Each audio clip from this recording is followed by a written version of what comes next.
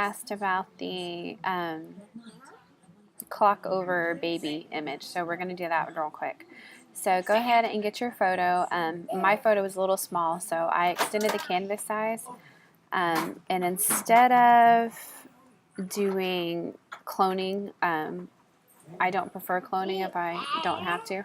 I'm just going to do a Gaussian blur on the back of this. So I'm going to go to select, I'm going to do filter, and then we're going to do a Gaussian blur over this. I'm going to do a pretty massive one because I don't want any of the image to really be visible. I just want the coloring behind there.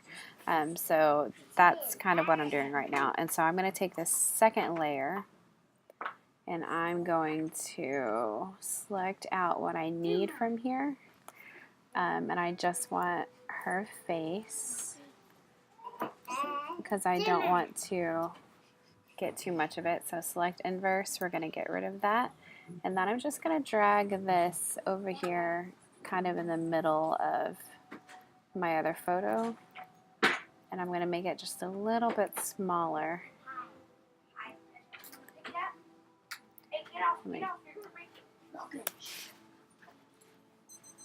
So let me grab this. We're going to do just a little bit smaller here and kind of just overlay it on top. And we're going to put our clock in this image here.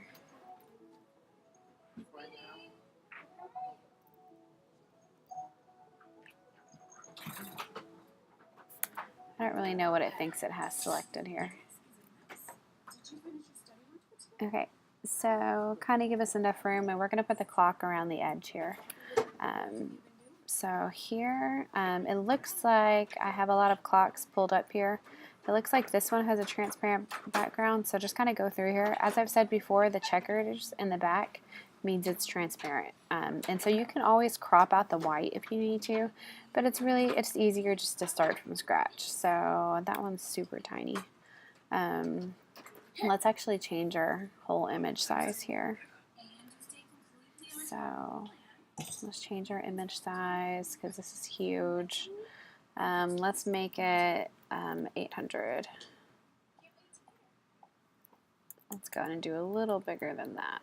We'll stick with 1,000 for now. Okay, and zoom in so we can work with it. And now let's bring in our clock. That one we don't want. This one, sorry, I dragged the wrong one. And so that clock already is transparent around the edge, so it looks like it's going to go ahead and it's going to be fine to use. So let's make it to where it's going to fit right around that first circle we have. So anytime you have an image that's just going to be like this, it would have been a really detailed cloning job, and it would have been really difficult to do. So a lot of times you can take your photo, you can blur it. That way it still matches your current photo, but it's not going to give you that really harsh just cloning that can be really rough when you don't have much to work with. So typically I would find a different clock. I don't really like this one, but this one will work for now. And then we're going to go ahead and we're going to crop off the rest of this image that we no longer need. So be sure when you're doing this for real to leave enough of an edge so it doesn't get caught on your atlas, and just go through all those layers and blend it off. And then we're going to go right here, we're going to image trim, and we're going to trim the transparent pixels or top left cover, and then from here all you need to do is add your clock hands. So and you can change the opacity with that. So go here, let's change the layer, and you can even Google for clock hands. So let's go ahead and find a clock hands image. Let's just use this one because it's pretty. Actually, let's scratch. Let's see if we can find one with a transparent background. And like I said, you can come up here and all you have to do is go to tools, and you're looking for one that's transparent. So click on the transparent. So let's grab this one right here. These will work perfectly. And let's come over here. Grab your move tool, and you can make this much smaller.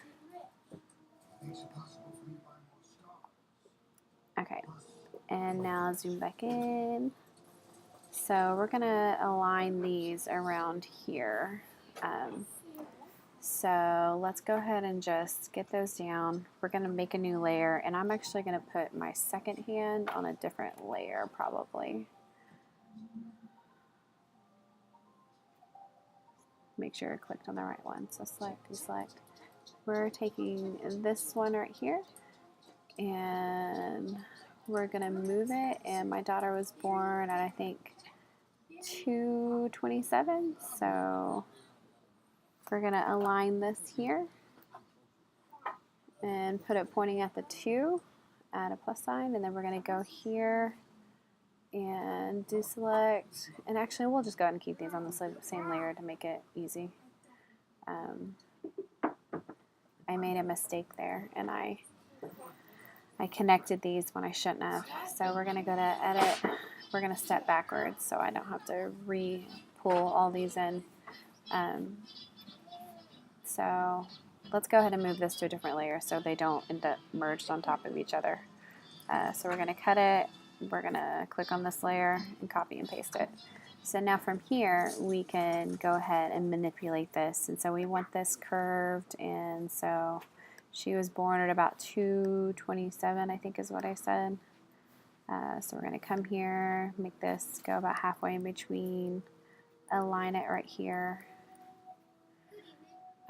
And then we're going to get our minute hand, which is on this layer 2. And like I said before, you can always come through and label your layers if you're going to get confused. So 27, and if it's going to be a little too long, you can always fix it.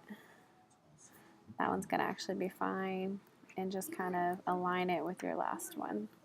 So okay, let's assume that's correct, and then let's go ahead and merge our whole clock together. So let's select all these layers, and if you're sure you're not going to have to make any more edits, merge them together. That way you can change the opacity of this. So I want this to be a little lighter because it's that harsh line going through her face. So you can either change the opacity, or you can come here and you can change the actual like overlay. You can use the blending layers to blend it in. So just pick which kind you like. The soft light gives a nice clock around the edge. The overlay probably will do a nice clock around the edge. Let's do the soft light one. So I like the way that that turned out. And so let's go ahead and just do it that way. So now we have our 3 layers, and you have the clock over the front. So that is how you can do the clock over the baby image.